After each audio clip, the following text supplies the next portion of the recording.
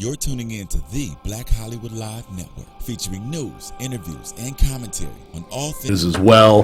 But first, let's talk about this Facebook situation. I mean, this is something that's very interesting. Facebook now is got their own version of their own version of Venmo, which is basically allows you to send money through to each other through Facebook, which is kind of about time. Now, this is the thing. Facebook always does this when they do this move where if they can't buy it, they can't buy the app, they'll make their own version. So, because they're Facebook, they can do that. Yeah. But this is great. So for them, it supports the already growing sort of economy, closed economy within Facebook, and sort of promoting something new. What's in it for Facebook? I mean, I think it's dope, man. It's adding a new revenue stream into the ecosystem. Like you have, as you spit out Venmo, you have Snapchat doing the same thing. You have Square doing the same thing, where you can send money from friend to friend.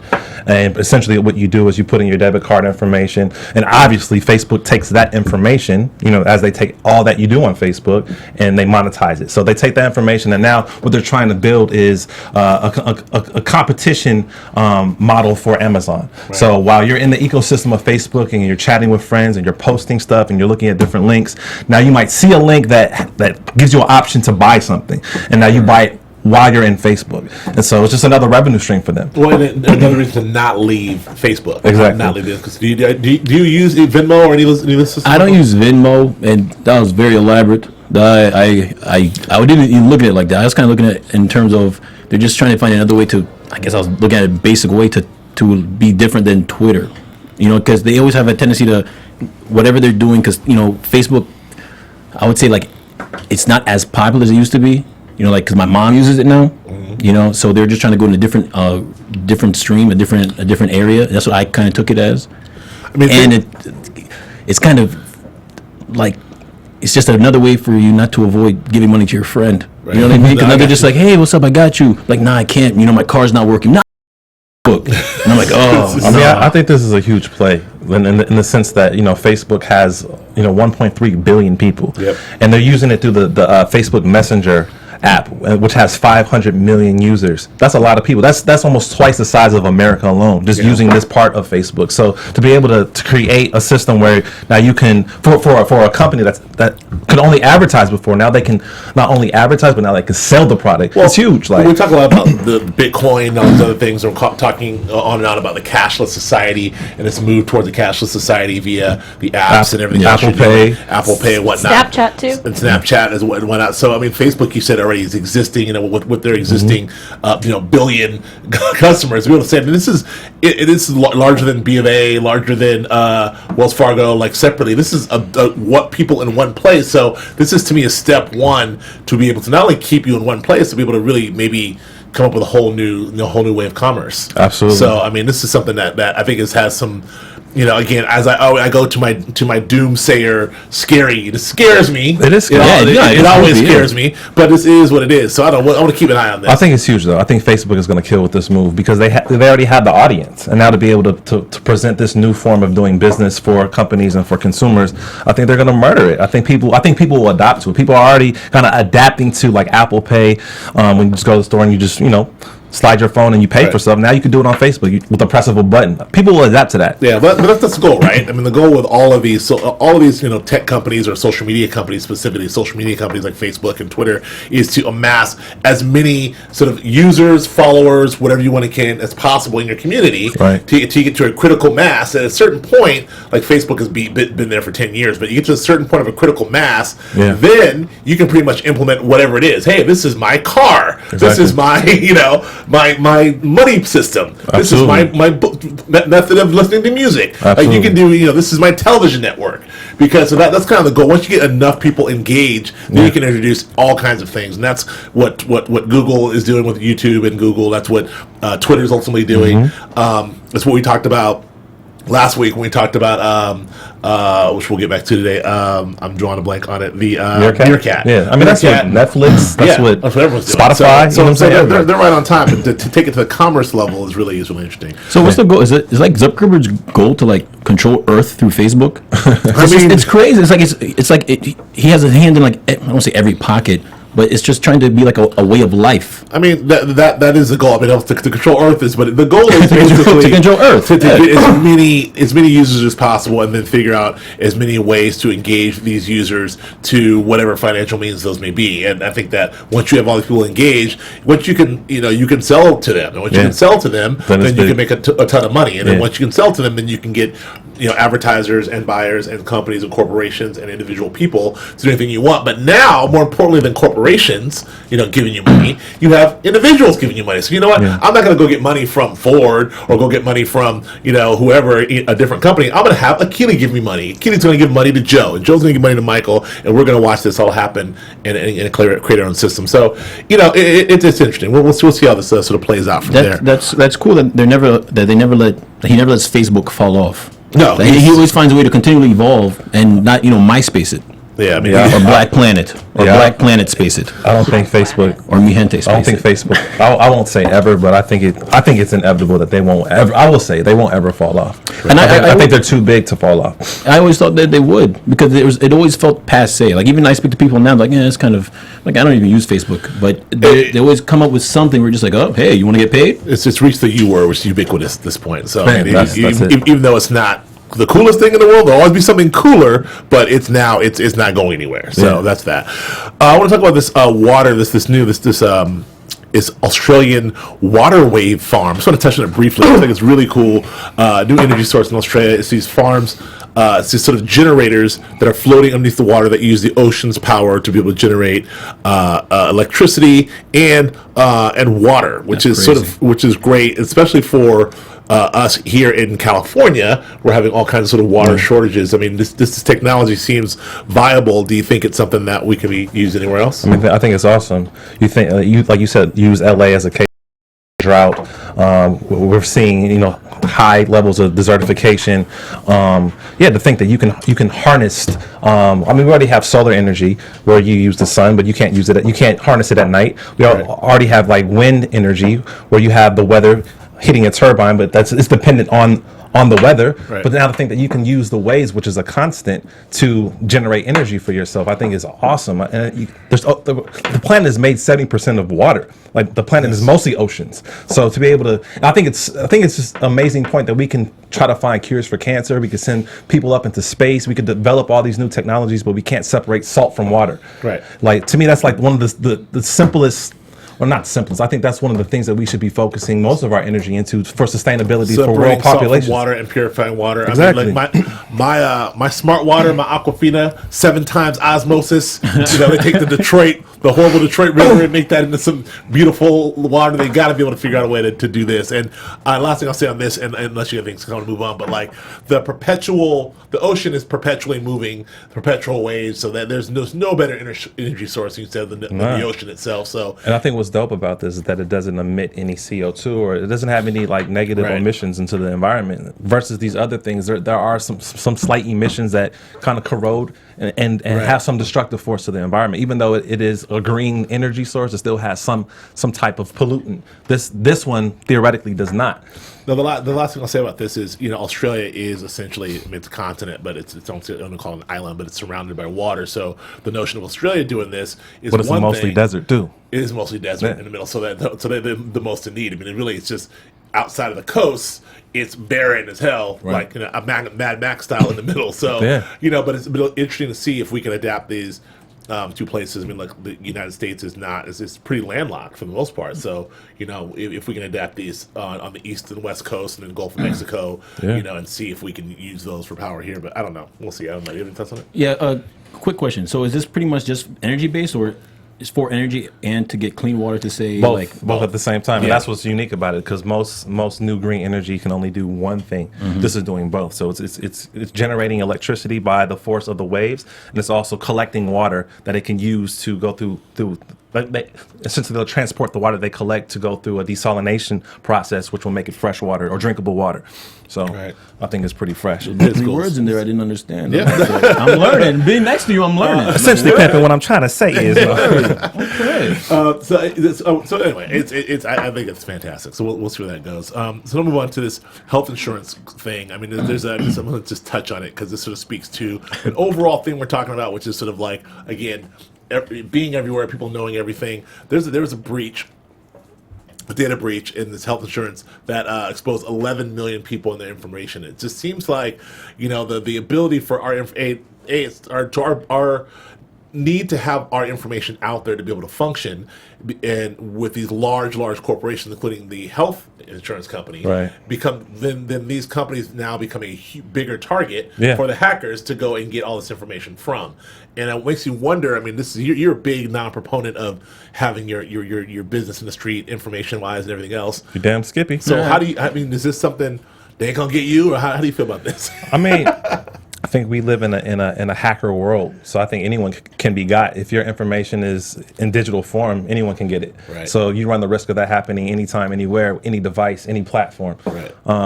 So I mean, I think you just have to accept that's where we are. However, there are measures that can be put in place that can at least offer you some protection.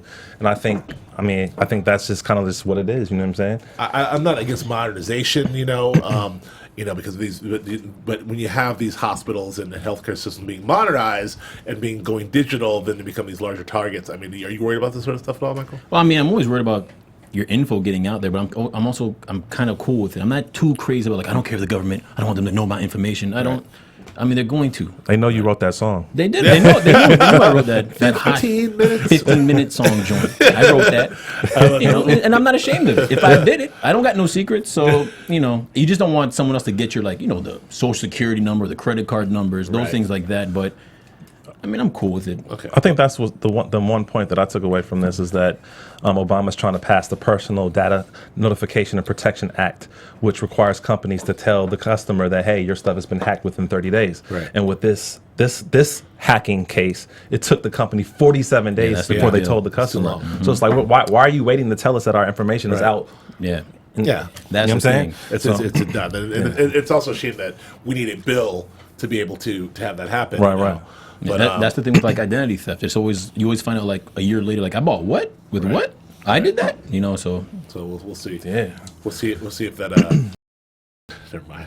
You gonna do another 15-minute reference? Because that's. I was gonna do a political joke. You're starting to hurt my feelings now. The bad, if that horrible, evil Muslim Kenyan can make this happen for us. We'll Whoa. That's just sarcasm. You went for it. That's sarcasm. All right. I don't know this guy. Sarcasm. The point being, this is a no-nonsense, no-brainer bill that should be passed, and I'm sure it's getting a ton of opposition, of course, from the other side because it's a big, it's anti-corporation, right? And God forbid if we get anti-people, but not to get political. But let's move. Wait, did you? You guys also spoke about that kid last week, right? That 12-year-old. Oh yeah. He'd agree with you right now. She'd be absolutely anti-Obama. So she's on to something. So keeping on with our information sharing situation, last week we touched on the Apple keynote and how Apple introduced the new HBO Now service, which is great, and which you're out on, I'm in on. I'm not out on. I just whatever. We talked about it last week. Okay, which you're not really excited about. You think it's just whatever. No, I think it's a move for Apple to sell Apple TVs, right? And I think that's what makes it exciting. They'll be able to expand their consumer base. I think the content that they'll funnel through Apple TV is what I'm excited about. I'm not excited about HBO Go being $15 a month. I'm not excited about that. Okay, fair enough. Well, it's funny, because that $15 a month comes at a price, and Apple is trying to make more moves, not only to get HBO Go, HBO Now, but they're trying to lure other networks and other things. Now that's exciting. Yes. But how they're luring them, this is what you may not be excited about, is how they're luring them and saying, we're a technology company, and unlike what Netflix can do for others, we can do Facebook stuff, which is basically sort of share our customer information to help you better craft better shows, or more importantly, sell better shit to your consumers. Yeah. So if you give us your exclusivity to your networks, we will share very vital consumer behavior information, right? And these are these backroom deals being made at our expense. No one asked me if I'm share my. I'm a loyal Apple user. Well, they probably are going to ask you in that terms and conditions that you'll just. By the way, we're going to share all your shit to NBC. Okay, click. Yeah. I mean, but I think Apple has to make this move because they're so far behind. If you compare them to the Netflix, the Hulus, the Sling TVs of the world, in terms of building an audience you got the Sling TV in there. Yeah. building the audience for for their network essentially. Like they're not first in the race, so they have to be able to make this move to get ahead. And I think it's a smart move for them because of how strong their brand is. People still will mess with Apple, and especially if they have access to other channels or other ways of getting content. Like I think people would go with Apple just because of how strong the brand recognition is. Sure, but are you a PC guy or Apple guy? Right now, I'm more PC than Apple. You gotta go. I have like an iPhone, but and a laptop. Okay, that's fair enough. That's all I get. I go back and forth. Content-wise, I mean, Apple never hired me. I applied there for a few times. They never hired me. I'm bitter. Don't tell me you got the iPhone 3 though. No, of course not. I got the deuce. Like, I got some tech in me. I'm not 4 gig. No, but so how do you receive? How do you get your media? Do you get it from? Do you have cable or do you get it from mostly Netflix and multiple sources? Are you a laptop dude and a phone guy? Or are you like sitting at home on the DVR with cable? I phone it and then stream it through my Chromecast. There it's it on is. TV. There it is. See, All right. I mix and match. I'm not all fully. I don't get the Apple TV. Okay. That's mainly because I didn't have the loop. But the question is, you don't get it through your cable company, No. right? You do. I don't do some cable. other. Hey, Okay. my man. This is where it's going. So this is I like the no commercials. I like the options. It's on you. I was on Apple TV a lot last night. I binged watched The Jinx on HBO. Yeah. I've yet to fulfill that. It's what we're not talking about it this week, but Next it's week. worth a binge watch. I'm sure. It is. Jinx. The Jinx is fantastic, and it's in the news right now. But anyway, I used my Apple TV, and I was thinking, I love the interface, I love what it's doing, but I want more choices. more choice. So we'll get to that. Didn't they also say that they don't have a deal with NBC right now? They don't deal with anybody except for Apple and HBO. HBO. I'm sorry, except for okay. HBO and ABC News and some other. I read that they're struggling with NBC Universal Yeah. to come to terms. Yeah, NBCU would be a big one, or Comcast NBC. CBS would be a big one. They've got they don't have Cinemax, which is HBO's sister network, which drives me crazy because I don't get Banshee and these other ones on my Apple TV. But what do you do? All right, so moving. Pay another $15. That's what you do. Moving forward, I want to get back to your one of your favorite stories, Keely. The Mars, the mission to Mars. There's a candidate saying the whole project is a scam, and he's kind of saying. I kind of said that the last time we talked about it. I said it's propaganda. Yeah, I said it. So we talked about the catch up. There's this expedition, obviously going to Mars, private expedition going to Mars. They're taking all these candidates, over 100 candidates, and it's essentially a one-way trip to Mars, which means it's a ticket to your death. People are signing up in droves, but basically the people who are here to try to do this are these cats who are basically paid.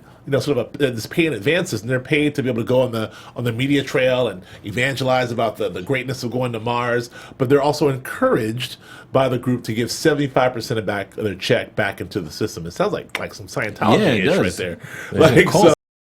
Right there. That's a big hustle. 75%. That's crazy. Yeah. I'm gonna give you $100,000. I need 75 of that back. I mean, for the spaceship. What cats are saying?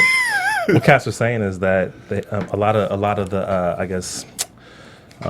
The registration process or whatever, you Cost 75 G's. No, you sent in a video and you did a interview over the internet, but no one has met any staff member from Mars One. No one's met them in person. So, like in terms of the infrastructure of this company even exists, like they don't even know if it's a real company. Oh man, and this then is some real smoking. Man. This is. Hey, when I gonna go? When I gonna go to Mars? well, send in that one check. I can't wait to see the command center. So like, when can I see mission control?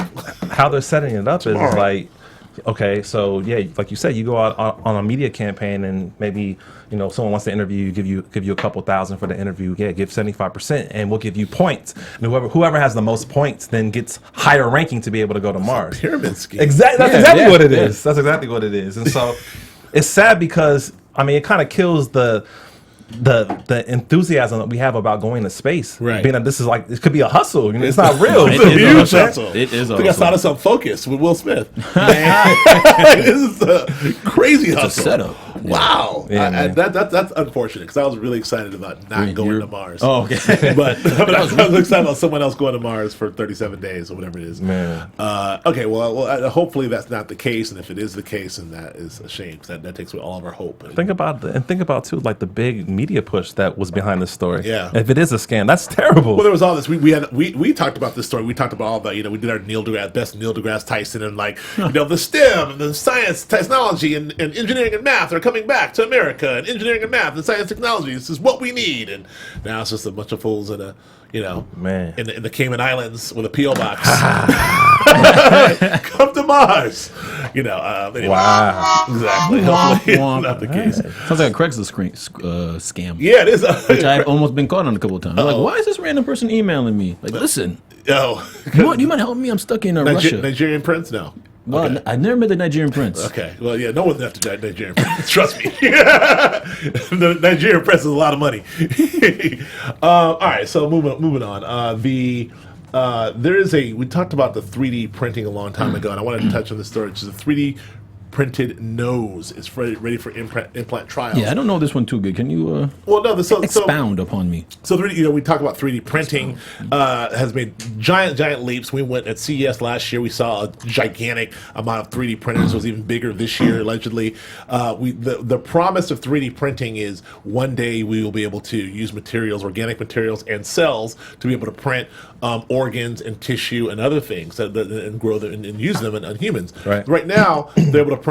The big thing is, middle schoolers now are printing out these prosthetic arms for use, which is very cool. They're printing out these, but the new thing is using actual cells in the 3D printers as opposed to plastic, whatever, and then printing out ears and nose because they're mostly cartilage. Yeah. And so you print this out, you grow them, and then it's basically in the scaffolding. Right. So you have like an ear, an ear. I don't know, it's a scaffolding. It's like a mold, if you will. Yeah, that's you it. You put the cells in there, and it grows, and you slap that bad boy on, and you throw in your beats, and you're rolling. Man, so that's that. But now, so the ear is one thing, but they have a nose. Right.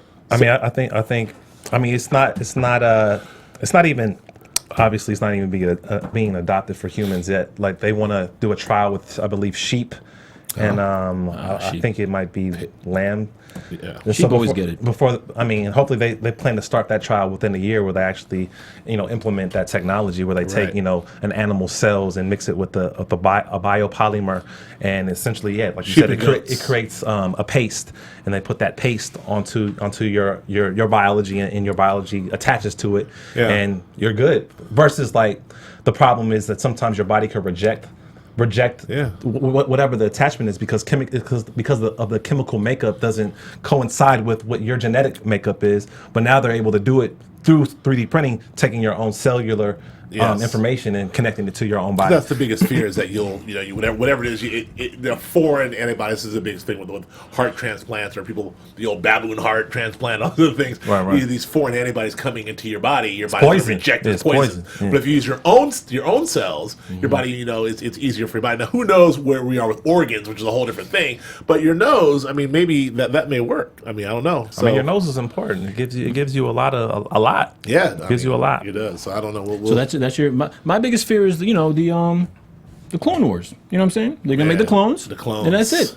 Don't get me started. Yeah, the clones. No one's afraid. Am I the only one? Is it because of movies? No, and books that I feel this way? You're not alone. You're not alone. To the choir on Mars. You're not alone. Yeah. Clones. Yeah, no, I talk a lot about Facebook knowing about your data. It's all gonna come together. You're right, I talk a lot, almost every other episode, about my science fiction.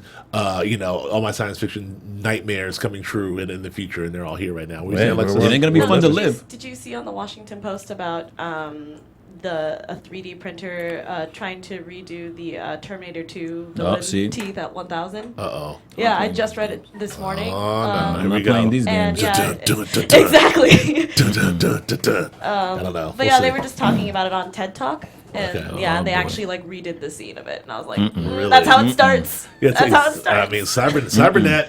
I'm telling you, or is it Cyberdyne? Cybernet. I think it was Cyberdyne. Yeah. Cybernet. Cyberdyne's a company. Cyberdyne, isn't it? Cyberdyne's a company, but Cybernet is the Skynet. Skynet. There you go. Putting too many things together. Here, I saw the Skynet. I'm a huge Terminator fan, so this is kind of weird. But yeah, if you look it up, they actually have video of it. Okay, cool. Yeah. Super duper sidebar, Alexis. Are you excited about the new Terminator movie or no? Yes. You are? Yes. I think it's going to be really, really good. And I can't remember her name. I know her from Game of Thrones. Yeah. I think her acting of Sarah Connor is so spot on that I'm sold. I'm sold. Right. Absolutely sold. All right. I mean, I got burned twice. I'm a dyer. Terminator 2 is one of my all-time favorite movies. Yeah. Terminator I saw Terminator in the theater. Just some dating myself.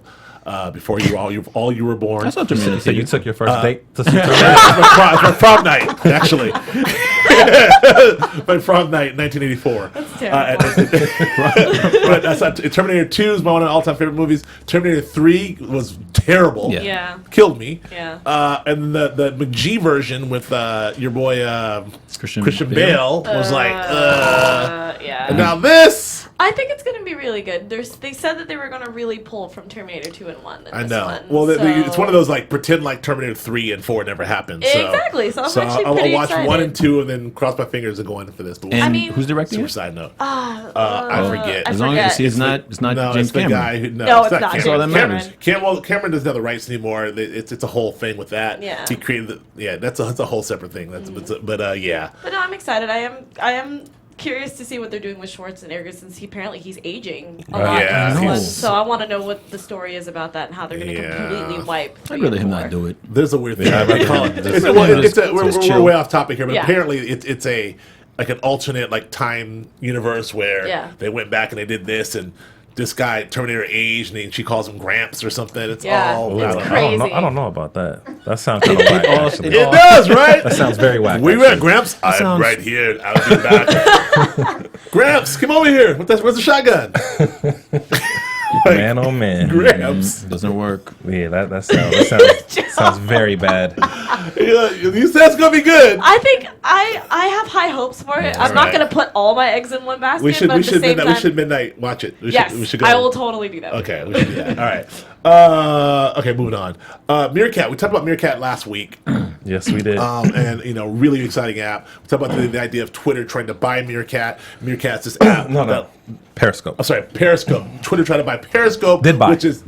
Yeah. Was I here last 100 week? million.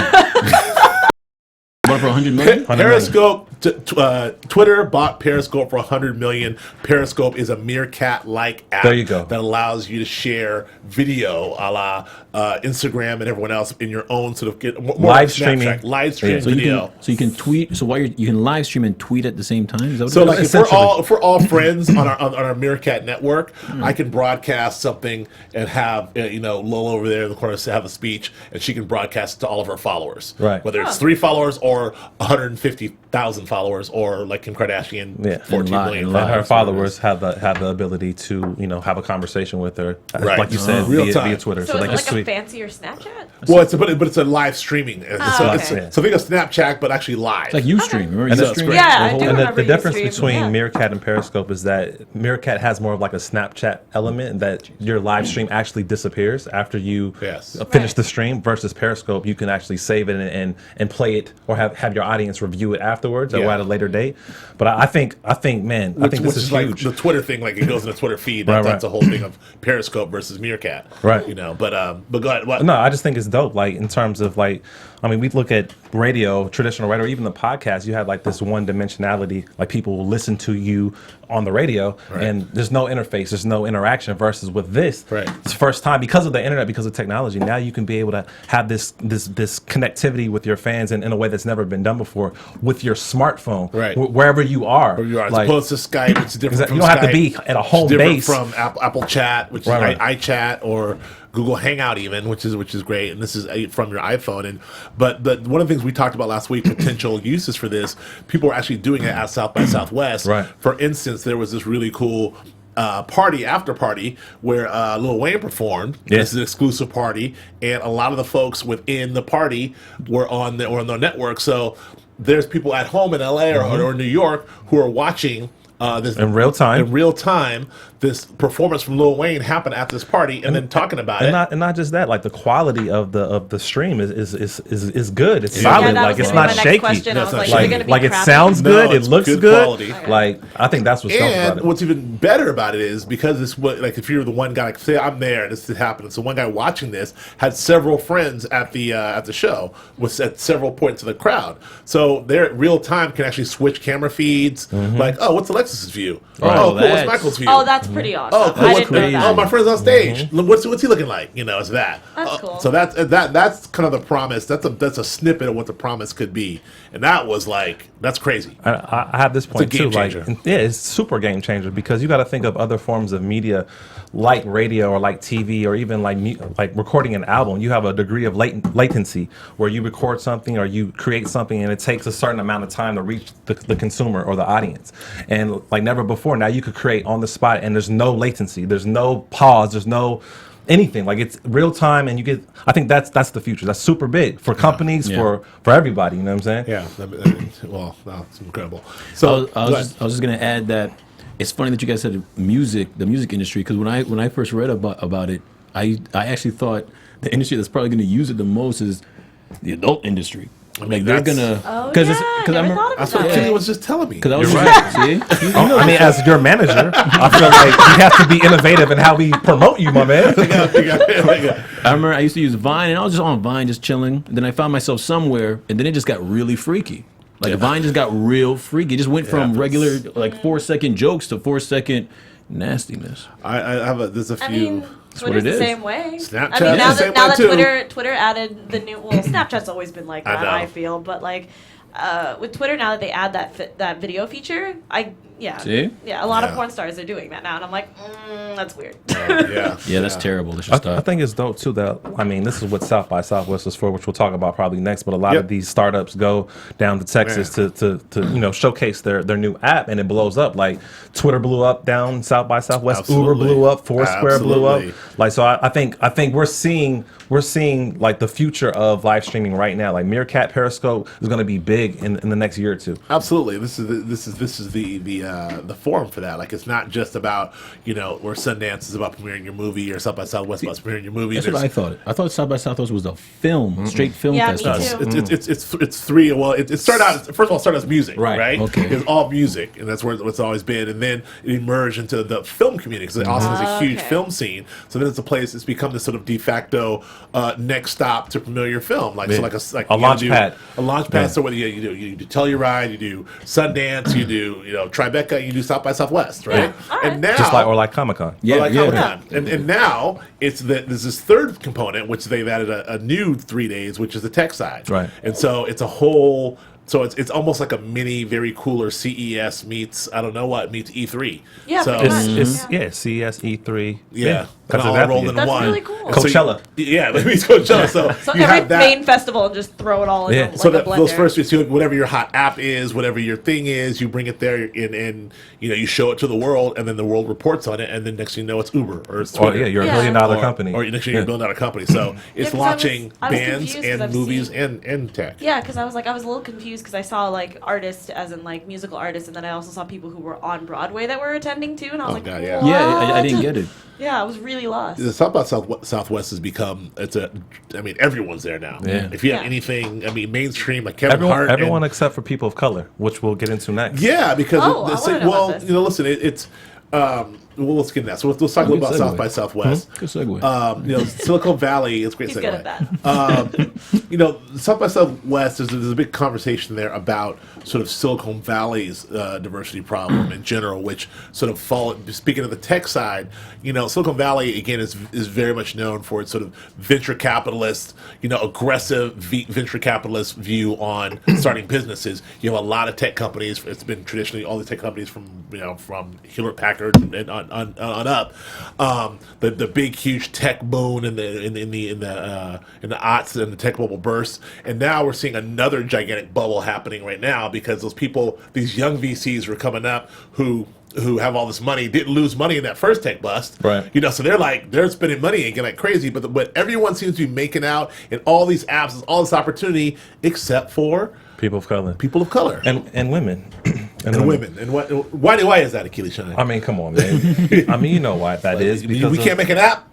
No, we can't get no money? We can make an app, but Yes. we are making apps. We are making money. But we're not getting funded. We're not getting funded, or we're not getting the PR push behind it. And I think, like, for instance, like, South by Southwest, we should be there in droves. Like, I've read a statistic that we only represent 5 to 10% of the attendees that go there, at least for the tech side. Maybe for the music it's different, but for like I think there's 1,000 people that just go for the tech. Yeah. We're like 500 members. Yeah. You know what I'm saying? And before, like, years before at South by Southwest, a lot of the people color, or they would be at the satellite location. They wouldn't be centralized where all the cool happenings are. So now I think there's more. They're at the airport. Exactly. Ballroom.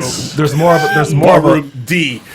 right. There's more of a push for us to do panels and to have speaking engagements there. I think it's just more publicity behind it. I think more of us will go. I mean, like, you guys don't even know that it was for tech. You know what I'm saying? So I think the more that it's on people's radar, I think, you know, we'll hear more stories about what we're creating within our own community. You know, I agree. Which I'm glad that we're bringing up, because I don't know if you guys have seen that. What is it? That AT&T commercial where they have all these black people who are doing apps, and they're getting like selfies and like autographs and signing phones, and I'm like, where are these people coming from, and are these actual people that are doing stuff? Because every single person in the commercial, they're idolizing some sort of minority who's doing well in the app world, and I was like, okay, so that's one commercial. That was a Black. I think that was a Black History Month commercial. Yeah, which I'm like, commercial, which is fine, but I feel like they shouldn't do that for Black History Month. They should do it for the whole time. For sure. I think that commercial was a little, I mean, it was sweet, but it was a little it well intended. No, well intended, but definitely padded. And it doesn't really represent sort of like what we're talking about, what's happening. But it is good to know that there's an effort being made, and that's there. And I agree. I think that this is just an awareness thing. Like, I think that super awareness. It's just once people know about South by Southwest in general, what the opportunity, because really South by Southwest, more than anything, is a youth movement. It's really sort of the young version, and so I mean, but most of these startups are the youth movement. Exactly, that's very true. So I mean, but I guess what I'm saying is like that. We need to get the word out, or the word gets out to us, because we think that we as young folks, not me because I'm old, but we as young folks are very capable of doing all the stuff that's happening. We're doing it now. Absolutely. So there's also a lot of self-funding. Like, you don't need someone to fund you with all the crowdfunding stuff now. That's very true. Like, I see people crowdfunding for everything, for comic books, for film. I see people doing it for like loans, like college loans. That and stuff, and I'm like, ridiculous. Really? I mean, I get that. I'm not gonna pay your get loan. on that. So let's just really quickly. I want to touch on just the films, South by Southwest. A lot of films premiered. Yeah, there was this hot one. What was it called? You ever heard of Deathgasm? No. I knew he was gonna do that. Deathgasm. It's a classic. It's hitting that circuit. Okay. It's going down. Check it out, guys. Deathgasm. Deathgasm.com. It's going. Is that the website? No, I don't know. I think it's. Just Google I Google it. Google Deathgasm. Google that. It's So yeah, a lot of films premiered, a lot of good stuff out there, and I mean, Kevin Hart and Will Ferrell, Get Hard premiered, to kind of like lukewarm reviews, but big reception. People loved it. It's one of those things that the crowd loved it. Critics are like, it's good enough, it's not bad, but the audience seems to love it. I don't know who's running they their premiered PR. that over there. Yeah, that's such a big. I don't know. I never South by Southwest is big, bro. I know, No, it's huge. But it's like such a commercial, commercial film. This is what's happening, and it's kind of like at a festival. Well, no, this is what happened to Comic-Con, right? Like it's like the executives and the industry follows where the people are, where the tastemakers are. So Comic-Con, same thing. It used to be just a bunch of comic book nerds, and then it was some sort of nerd culture TV shows and movies, and then genre films, whatever. Now it's everybody. Everyone's at Comic-Con. And same with South by Southwest. Like, if you have a film that's coming out even remotely in the timeline in the spring, you need to be crazy. there. Yeah, I don't know. Because usually go to festivals for just to get the critics, just to see if they like you because they like it.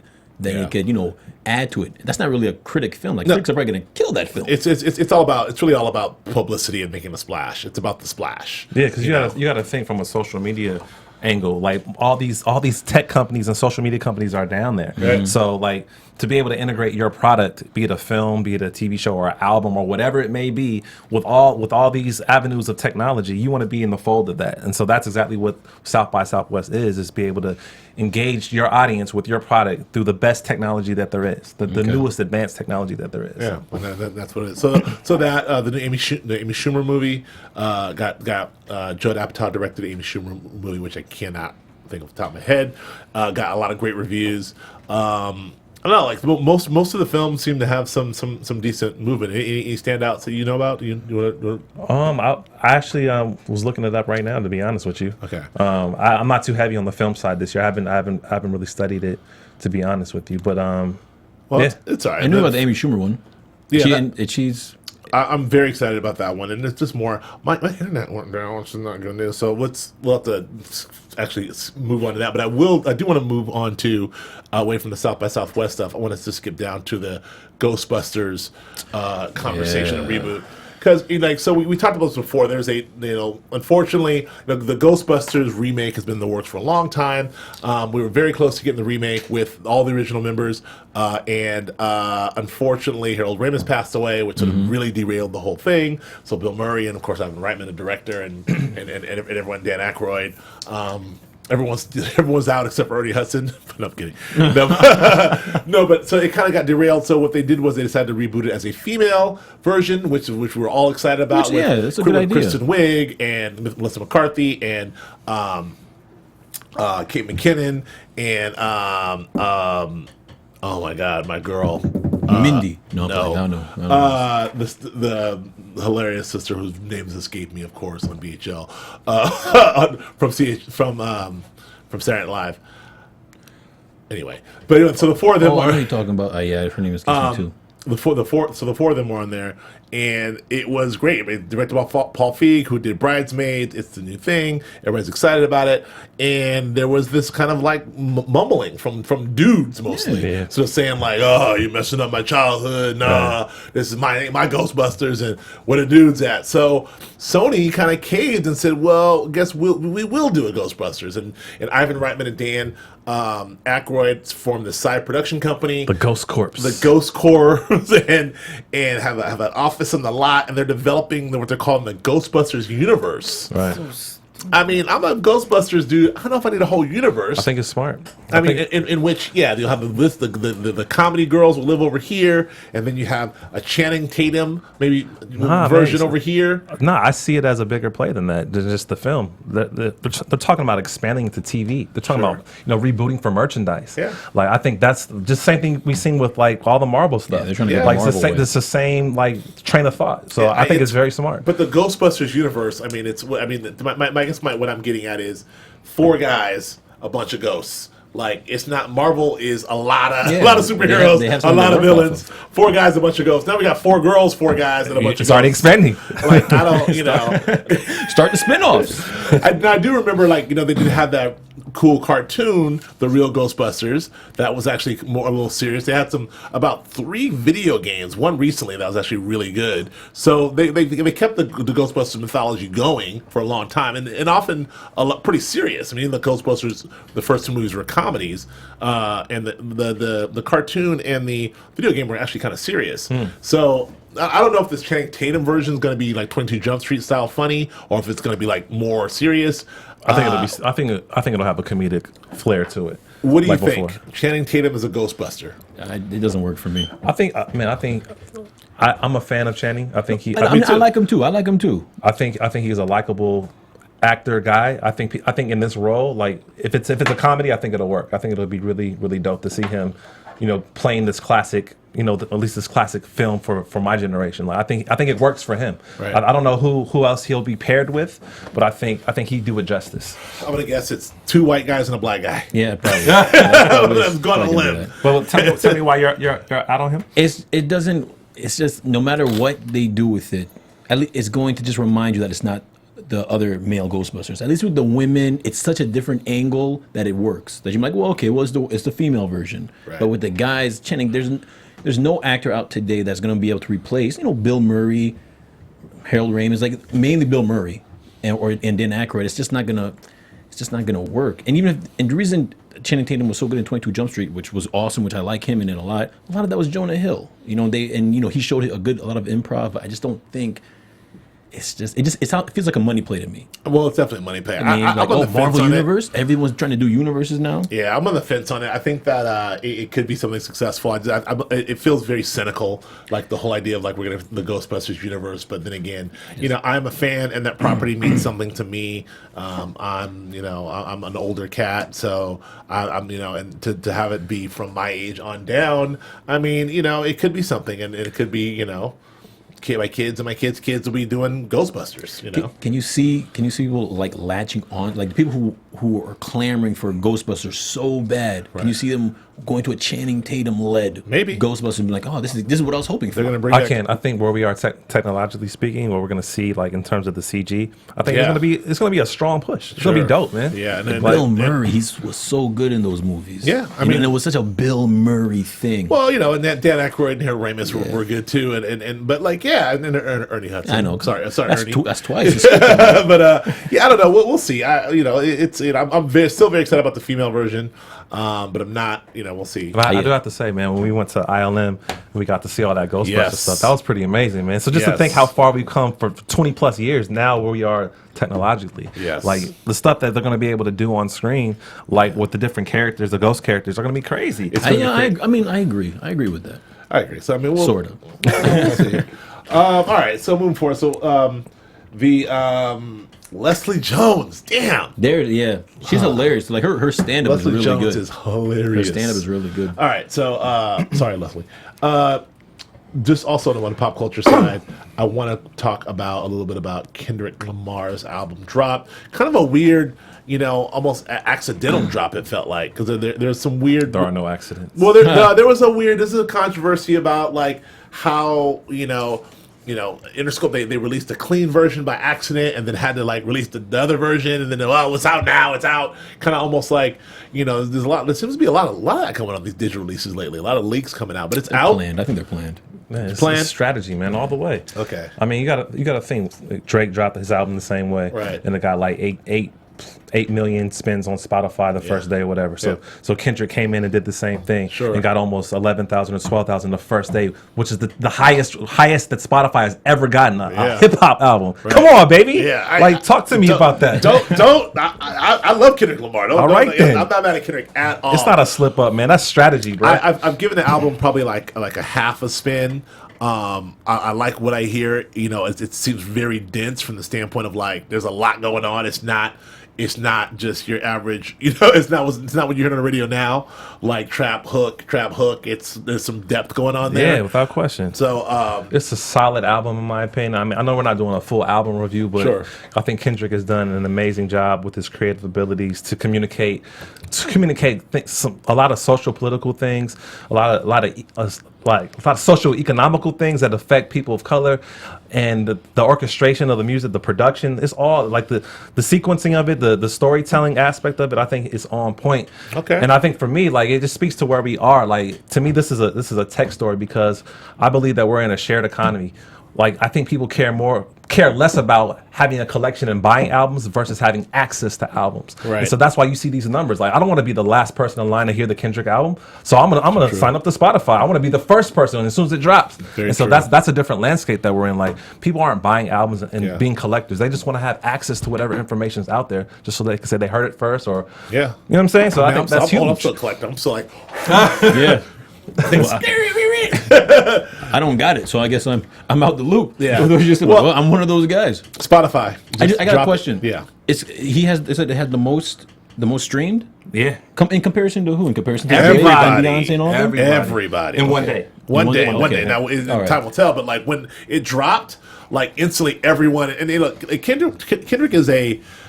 He's an internet artist. Let's face it. Like he is a guy. Like he's dropping stuff on SoundCloud. I mean, when he does something, he moves the needle drastically via the internet. Like nobody ever. And in fact, which is great because he's of the internet generation. He's a child of the internet. I mean, like him, even guys like Childish Gambino. These are like internet cats, But Kendrick is really eclipsing everybody. Like even over someone like Drake, who Drake is also kind of that generation. But Drake drops and Drake's Drake.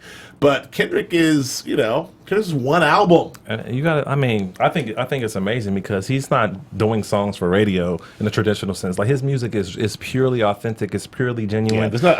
I didn't hear a single at all. He's not conforming to those traditional ways of creating music. And to have this big splash like that, I think it's crazy. You don't really need radio. You don't need radio on your side anymore nowadays, right? Yeah, I mean, terrestrial radio maybe is on its way out, but that's a whole separate story. That's a whole separate podcast. Okay, so Kendrick's hot. Go get that. Switch over Spotify. Video games really quickly. I just want to touch on. I mean, I don't know.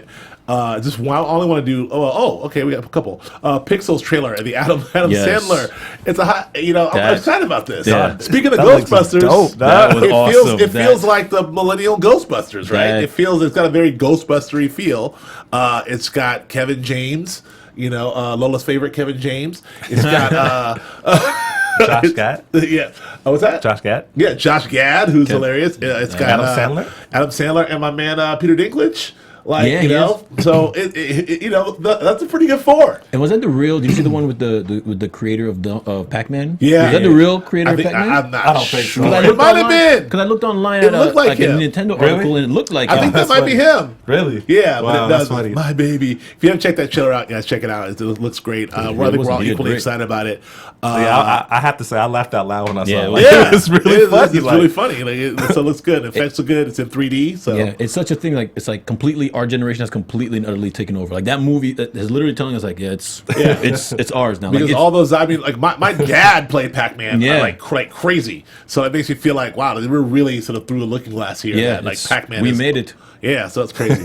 All right, so Nintendo forms a partnership to develop mobile games. Achilles Shine. Man, I think it's a long overdue move for Nintendo, especially where we are in terms of like mobile gaming, and all these kids that they're not speaking to because the kids are on their iPad or their tablet or their phone playing these games, and Nintendo's nowhere to be seen. Right. So I think for them to think now, okay, well we're losing market share, we're losing money. Like we need to adapt with the times and bring our I guess groundbreaking cornerstone characters to the mobile world, and I think it's a good move for them. And I think Nintendo will actually win by doing this. Yeah, so. I mean, Alexis, you're Nintendo diehard. What do you think of this? The idea of the Nintendo in the mobile space. I'm excited. I mean, I feel like they should have been on this game a while ago. It's crazy that it took them so long. Because I feel like a lot of people were kind of pushing Nintendo out, and even though like with the new XL and how it looks and everything like that. We see you. I mean, I feel like they needed this push, and I feel like it's going to help them out a lot sales wise and everything like that. So. I'm happy for them. All right. Well, again, long overdue. Yep. When it comes to Nintendo, I don't care. I'm not a Nintendo guy. Sorry, I once again don't care. But no Zelda for you? No Legend of Zelda? I'm out of Nintendo. Even their old games, it completely goes to like phone. Like if you're gonna play like Mario, like it's complete. This should have been done. I years appreciate ago. it from pop culture. I was always a Sega guy. I think we covered this. I was on the other side. I was always Sega coming up. So versus some Nintendo folks, Sega. I was just like MySpace, Xbox versus PlayStation. It's just what I know. I picked the wrong side. I was on Friendster. Then I was on MySpace. Yeah. No, I'm kidding. No, you're not kidding. I was Don't lie. Don't lie. I was an early adapter on Friendster back in the day. Friendster was it. Until it was over. Then MySpace was it until it was over. And now, something called Facebook. How is MySpace still?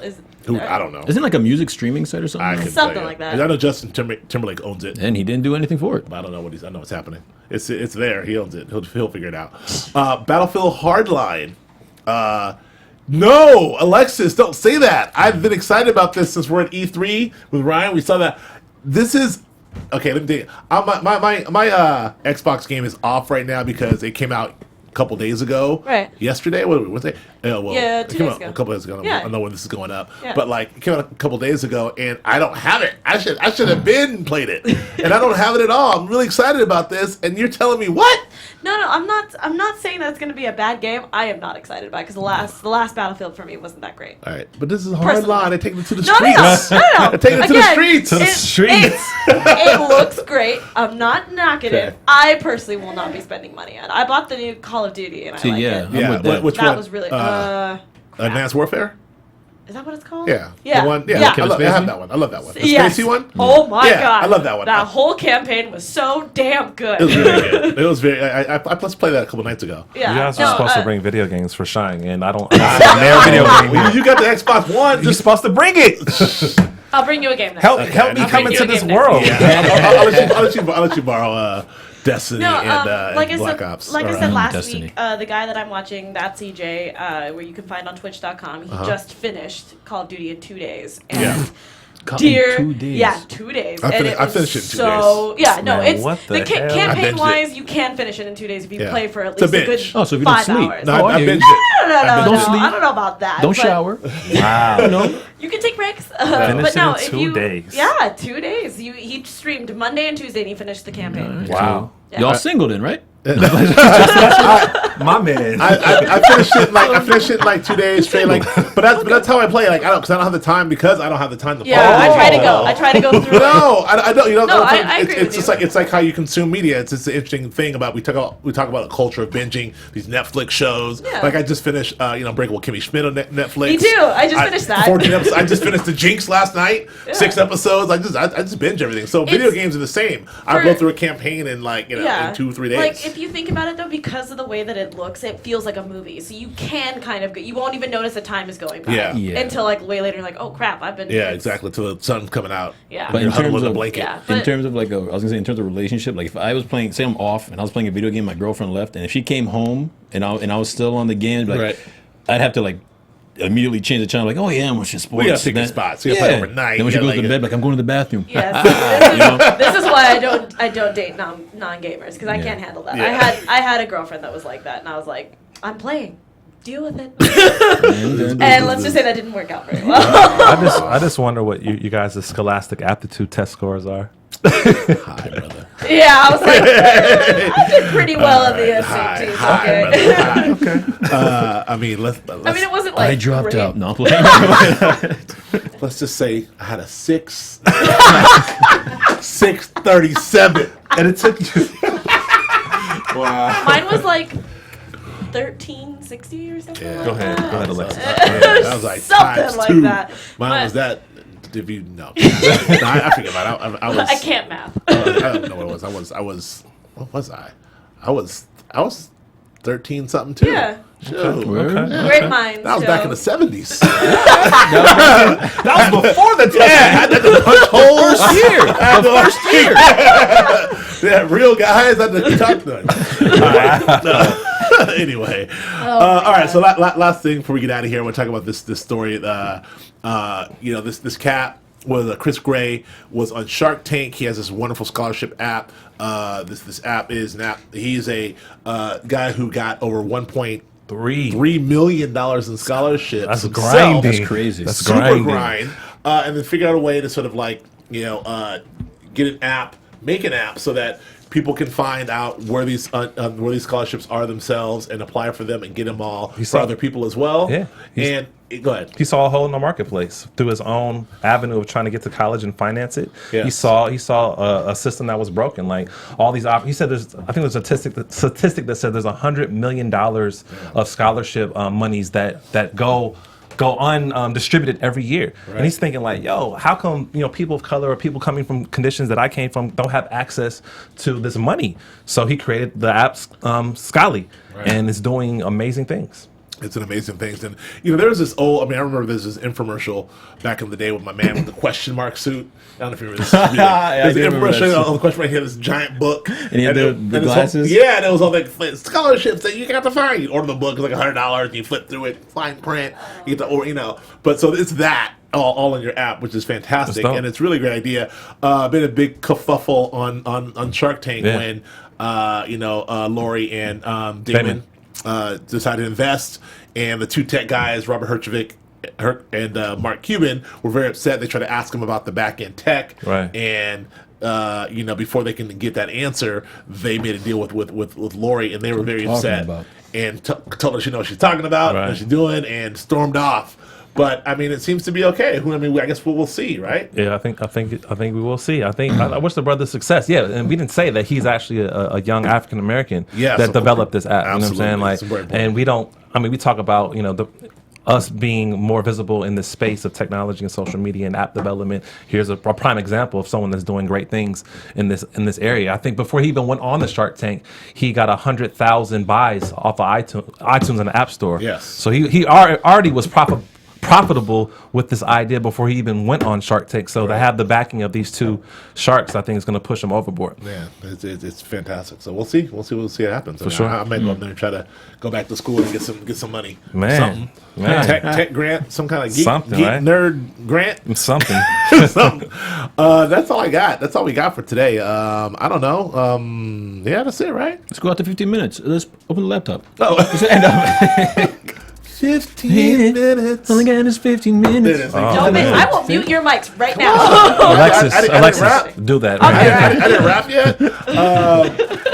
Thanks for joining us on Geek.Nerd.Tech. Of course, the place where we break down nerd culture, tech news from a black and brown geek perspective. Yes. Thanks to Alexis. Where can we find you, Alexis? You can find me all over the social medias at atorres890. You can also find me here at AfterBuzz, as you can see on my shirt. Hey. I do Face Off, Castle, and might be doing Netflix Daredevil, which might be coming up soon. I applied for that too. Yeah, is that coming? That's coming out soon, yeah. I will be on that. I know, right? Michael, where can we find you, sir? You can find me on Twitter, Michael_Drew. That's Michael EAL. And on Instagram, it's just straight Michael Drew across. And I do some shows on AfterBuzz too. With I'm doing the following, and hopefully I'm doing Daredevil. Oh, you take my spot on the following, brother. Oh, that was you? That was me. Oh, well, they don't miss you. I took over. No tech on tech violence. You can find me on Twitter and Instagram at Achilles Shine, AKILISHINE, all day, every day. And what about you, sir? I'm on Instagram and Twitter at Joe K. Braswell. On his sister's network, AfterBuzz, doing the Bates Motel and the Blacklist, and not the following. Thank you. Ladies, you're all pretty. Okay? Thank you very much for joining us. We'll see you next week. From producers Maria Menounos, Dario Kristen, Tiana Hobson, Kevin Undergaro, and the entire BHL crew, we would like to thank you for supporting Black Hollywood Live, the first online broadcast network dedicated to African American entertainment. For questions and comments, contact us at info@blackhollywoodlive.com. Like us on Facebook, tweet us or Instagram us at BHL Online. And I'm your BHL announcer, Scipio. Instagram me at Planet Scipio. Thank you for tuning in. Hollywood redefined.